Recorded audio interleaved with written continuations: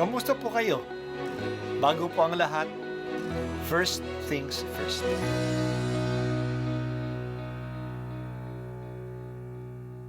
Good morning po. Sinisimulan po natin ngayon ang first things first. At dito po, tinatalakay natin sa unang bahagi ng umaga natin ay ang first readings na binabasa po sa banal na misa. Ito pong tinatalakay natin kasi madalas po kasi marami na tayong alam tungkol sa gospel readings. Pero konti po ang nagsasalita sa first readings. Pero ang first readings, bahagi din po yan ng Biblia, ng banal na kasulatan. Kaya susubaybayan po natin ang mga first readings, basahin po natin at kuminsan kailangan ng basahin ng 2 o 3 beses bago maintindihan kasi hindi po tayo sa familiar sa mga istorya at sa mga kaisipan na tinatalakay dito. Ang pagbasa mula sa unang sulat ni Apostol San Juan. Minamahal kong mga kapatid, yamang gayong kadakila ang pag-ibig ng Diyos sa atin, dapat din tayong mag-ibigan. Walang taong nakakita sa Diyos kailanman. Ngunit kung tayo'y nag-iibigan, nasa atin siya at nagiging ganap sa atin ang kaniyang pag-ibig. Nalalaman nating nananatili tayo sa Diyos at siya naman sa atin, sapagkat pinagkalooban niya tayo ng kaniyang Espiritu. Nakita namin at pinatototohanang sinugo ng Ama ang kaniyang anak bilang tagapagligtas ng sanlibutan. Ang nagpapahayag na si Jesus, ang anak ng Diyos, ay nananatili sa Diyos, at ang Diyos na may nananatili sa Kaniya. Nalalaman natin at pinananaligan ang pag-ibig ng Diyos sa atin. Ang Diyos ay pag-ibig. Ang nagpapatuloy na umiibig ay nananatili sa Diyos, at nananatili naman sa Kaniya ang Diyos. Ang pag-ibig ay nagiging ganap kung hindi natin kinatatakutan ang araw ng paghuhukom, sapagkat tayo'y tulad ni Kristo, kahit nasa daigdig pang ito. Walang kalakip na takot ang tunay na pag-ibig, sapagkat pinapawi ng pag-ibig ang anumang pagkatakot. Hindi paganap ang pag-ibig ng sinumang natatakot, sapagkat ang takot ay kaugnay ng parusa. Ang salita ng Diyos. Salamat sa Diyos. Ang Diyos ay pag-ibig. Inulit-ulit ang definition na ito kung ano ang Diyos.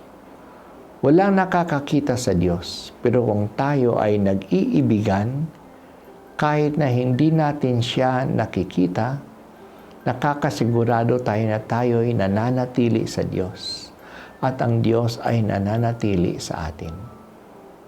May isa pang paraan na nananatili tayo sa Diyos. Binigay ng Diyos ang Kanyang Espiritu sa atin. Ito'y tanda rin, nananatili ang Diyos sa atin sa pamagitan ng Espiritu ng Diyos na nasa atin. Isa pang paraan ng pananatili ng Diyos sa atin, ang ating paniniwala at pagpapahayag na si Jesus ay anak ng Diyos. Nandito po ang 3 patotoo ng pananatili ng Diyos sa atin. Ang ating pag-iibigan, ang Espiritu Santo na ibinigay sa atin, at pangatlo, ang ating pananampalataya na ating pinahahayag na si Jesus ay anak ng Diyos. Kaya mga kapatid, ang Diyos ay sumasa atin sa pamagitan ng 3 paraang ito. Ang binibigyang paraan sa pagbasa natin ay ang pag-ibig. Sa tunay na pag-ibig, walang takot. Ang tunay na nagmamahal sa Diyos at sa kapwa, ay hindi natatakot. May mga bagay na kinatatakutan tayo. Natatakot tayo sa mga masasamang pangyayari, natatakot tayo sa kinabukasan kung anong darating, natatakot tayo dahil kulang ang ating kakayahan. Anong dahilan ng takot? Baka tayo kulangin, baka tayo pabayaan, baka magkagulo ang buhay natin. Kung sisiriin natin, natatakot tayo kasi walang magtatanggol sa atin kapag dumating ang kasamaan. Nag-iisa tayo. Pero kung tayo ay umiibig at dahil dito naniniwala tayo, nananatili ang Diyos sa atin, bakit tayo matatakot? Nandiyan nga ang Diyos sa atin. Minamahal niya tayo at hindi niya tayo pababayaan. Bakit sa araw ng paghukom, kahit na sa kamatayan, kasama natin ang Diyos? Kung ang Diyos ay nasa panig natin, sino at ano ang lalaban sa atin? Hindi tayo mapapasama. Kakampi yata natin ang Diyos. Sigurado tayo na kakampi natin ang Diyos kung tayo ay nagmamahal. Kasi ang Diyos ay pagmamahal. Nandyan siya sa mga taong nagmamahal. Napakagandang assurance ito sa buhay natin na walang kasiguraduhan. Sigurado tayo sa pag-ibig ng Diyos. Yan lang yung mapanghahawakan natin. Siya ang ating muog. Siya ang bato na maaasahan natin. God's love is everlasting. O Diyos, ang nagbibigay ng katatagan sa aking buhay ay Ikaw.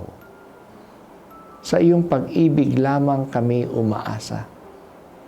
Patatagin mo sa amin sa iyong pag-ibig at turuan mo kaming umibig ng tunay upang palagi kaming manatili sa iyo.